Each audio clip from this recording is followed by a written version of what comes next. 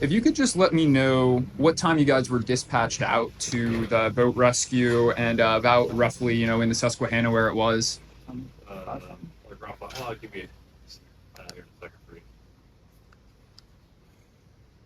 you. 5:34 was our dispatch. 5:34 p.m. And how many boats or rafts did you guys end up dropping in the course of the rescue? Two. And what makes a rescue like this dangerous? And what are some of the hurdles, during the process that you guys are trying to get over? So I guess I can go first. Obviously, the primary part is the dispatch. We have a policy and procedure here where we put rigs out of service to get onto our utility apparatus and respond. So driving through traffic at 5:30 at night, especially when it's pouring here in the city of Harrisburg, is no easy task. Of course, you have pedestrians when you get down there, pointing, screaming, yelling, hollering. That doesn't make it any easier. Again, just the normal weather conditions made that kind of a difficult task. Absolutely. And could you sort of go through the rescue from the moment you guys received the dispatch, sort of like a step-by-step process? What sort of things are you guys trying to accomplish in that short amount of time to rescue? So the main thing is try to find out his last known location. So usually we'll have first in company, this was Captain Solo's responsibility. Like he went to where he was and tried to get eyes on him first. That way we could determine where we should launch our boats from. Right. Whether it be above the dam on the island or below the dam at Dock Street. Gotcha. Where did you end up launching the boats Yeah, from? yeah. Okay. And in the process of this rescue, the man is in the water. You get him into the boat. Did he say anything to you guys in that moment, or was he pretty out of breath? Yeah, he was pretty exhausted. The first thing we asked him if he was alone or not. Right. So that way we had to continue searching for people in the water. But he said he was alone, so that made it a little. And do you have any idea how long he was in the water for before you rescued him? We made the rescue in just under 10 minutes. So Okay. by the time of dispatch, it was literally 10 minutes, and the person was in the boat. Right. And are the boats, you guys store them somewhere? Are they sort of in areas that are close to where you launch them? They're Or at Station 1 and Station 2. Okay, great. Yeah, we don't have any here. And were there any issues or problems that you guys encountered, at any point during the call? The sudden downpour didn't help us. Absolutely. Kind of diminished our visibility. Right. Bit, but And One other thing I'd like to answer yeah. real quick is the fact that I was talking about traffic. So Absolutely. our one boat responding did come across a bunch of traffic. There's a lot of times that people fail to yield to fire apparatus or emergency services. Of course, the downpouring, so traffic was an issue for one of our pieces of apparatus and did slow it down. Absolutely. And I understand that there's about a 50 to 60 hour training requirement to join the water rescue team. Do you guys practice, like water rescue scenarios during the training? And how does your training really come into play during a situation like this? I think this is a good question for one of the rookies they answer, especially this guy because he just went through it all. Okay. Right, so I just hit the street. So at the culmination of our training over at Hack Fire Academy, we have a month-long additional training for the city, specific to the type of training we'll need to operate within the city and the types of incidents we'll respond to. Part of that is a WRER class, which is Water Rescue and Emergency Response. And then we have an EBOR class, which is Emergency Boat Operations and Rescue. Mm-hmm. We do both of those as part of our ARC training. ARC is the name of the additional training for the city. But that's approximately, just under 40 hours of training specifically to water. It can take about a week and a half to do both of those trainings, where we both, do swimming skills, in-boat skills, getting victims out of the water, just like we had to do the other day.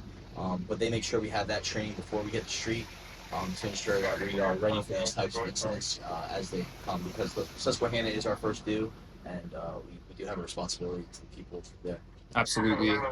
So how quickly, or you just finished your training, what amount of time was there since you were on the street to this rescue? So this was technically my fourth shift, but my first night shift with my platoon. Wow. So my third day on platoon. So do you think that, with the training so fresh in your memory, was it, Do you think it helped that you were thrown into a real life high stakes situation, so quickly after you completed your training? Oh yeah, absolutely. I mean, the things we talked about in the stations prior to, and then the training prior to a few weeks ago, definitely it's fresh in your head, and you're able to act a little more technically proficient with what you're doing just because you just did it. So obviously higher stakes, like you said, but it was effective with the personnel we had, the training we had. Absolutely. And besides like a boat or a raft that you guys are dropping into the river for the rescue, what other sorts of equipment would you bring to a rescue like this? So we have two utility vehicles that are fully equipped. We have rafts and we have hard bottom boats. We also have, of course, PFDs, line guns. We do have the capability to have a dive rescue team readily available. So we do have a quick response or a rapid diver unit available to us. So that's a couple of the other specialty rigs that we have. Rope and rescue.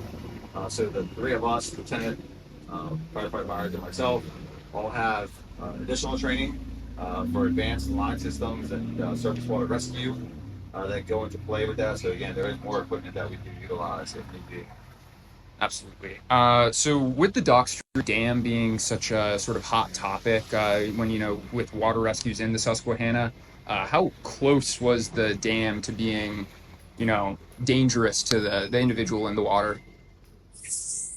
I mean, that individual was lucky in the fact that he of where he jumped in at or got into the water at. He had a good distance to go, but the problem with that particular call right now is that the Susquehanna River is moving very swiftly. So he did move a significant distance from the time I arrived to him to the time we picked him out of the water was easily probably the length of a football field, give or take. Wow. So he was moving pretty quickly. Of course, like I said, it was very paramount that we got there quickly. We were able to deploy boats quickly and get to them. So that's the biggest issue is that the water is moving very swiftly. People don't realize how fast the water is moving. Right. I know there was a lot of comments on social media about why didn't these people jump in to go get them. Again, that's very dangerous. That's a very, very dangerous idea and concept because that water is moving so quick. Of course. So in a situation like this, it's not recommended for other like standbys to jump in and try and rescue somebody, right? Without proper training and proper equipment, it could be very dangerous. Yeah. I'm not going to sit here and say that there isn't an opportunity to do that potentially, but you truly need to know what your capabilities are. You need to have some training and understand what that water is going to do or could do. Absolutely. And I remember Chief Enterline had mentioned the high water levels in the river were sort of causing some issues. Did that lead to any problems when you guys were dropping your boat in, or did everything go smoothly? It actually went pretty smoothly. That's great. The water being higher actually helps with boats. Oh, all right. Well, those were all the questions I came prepared with. If there's anything else about this rescue that you think is important and you'd like to share, I'm all ears. Yeah, I don't know. I think honestly, you guys, there needs to be another story done. I'm dead serious with you guys. Say it. People don't want to move out of our way for any calls, let alone this type of event. Time is of the essence. This gentleman was drowning. He was clearly bobbing in the water. I think that he mentioned to these guys when he got out that, again, they picked him up on his, I don't say his last breath, but they picked him up being very exhausted. And people were not moving out of our way. So I think there needs to be more awareness of fire apparatus and people understanding how to drive on the roads and move to the right or stop or do something of that nature. So maybe Absolutely. another article on that would be a great benefit at some point in time. Absolutely. I would love to give you my card. We could talk. The same thing that applies to vehicles that are parked along the road. So there is new state law, which of course has been in place now for a couple of years, but people fail to move over. Hence the reason why we have multiple fatalities and deaths along the roadways from emergency apparatus getting hit or public servants, tow operators, whatever. Right. And the importance of moving out of the way when you have such a limited time frame with a rescue and you're trying to get out there as soon as possible. Time is of the essence. It doesn't matter if it's a structure fire or a rescue of water or whatever the case may not be. Time is of the essence. Yeah, absolutely. And have you guys responded to any other water rescues this year? Do you know maybe like what number water rescue this would be? I know that the Bureau has been on calls. I don't know if every call is handled as a quote unquote rescue. We respond to everything as if it's a real world event that's of emergent purpose. And with that being said, it's not deemed non-emergent until we deem it non-emergent. So everything is handled at a professional level. We're responding and taking care and mitigating that person's problem. And the individual that was rescued, was he handed off to EMS, taken to the hospital? Yeah, the last known report that I was given is that he was sent to Harrisburg Hospital for Okay. evaluation.